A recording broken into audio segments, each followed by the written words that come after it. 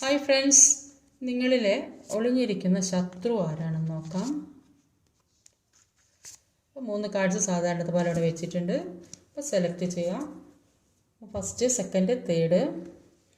First card select ചെയ്ത് നോക്കാം. First card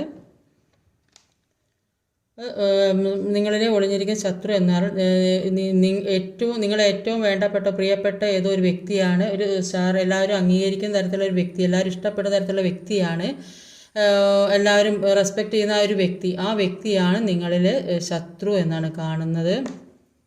അത് നിങ്ങളുടെ തന്നെ ഏറ്റവും അടുത്ത സുഹൃത്തോ ഫാമിലി ഉള്ളവരോ ആകാൻ സാധ്യതയുണ്ട്. സെക്കൻഡ് കാർഡ്, നിങ്ങളുടെ ഏറ്റവും അടുത്ത ശത്രു എന്ന് പറയുന്നത് നിങ്ങളെ ഉപദേശിക്കുന്ന പല കാര്യങ്ങളും പറഞ്ഞു തരുന്ന വ്യക്തികൾ, നിങ്ങളെ പല കാര്യങ്ങളും പറഞ്ഞു തന്ന് നിങ്ങളെ കബളിപ്പിക്കുന്ന വ്യക്തികൾ. അത് അവർ പറയുന്ന വഴിക്ക് നിങ്ങൾ നടക്കണം എന്ന് വിചാരിക്കുന്ന ചില വ്യക്തികളുടെ ആ വ്യക്തികളാണ് നിങ്ങളുടെ ശത്രു.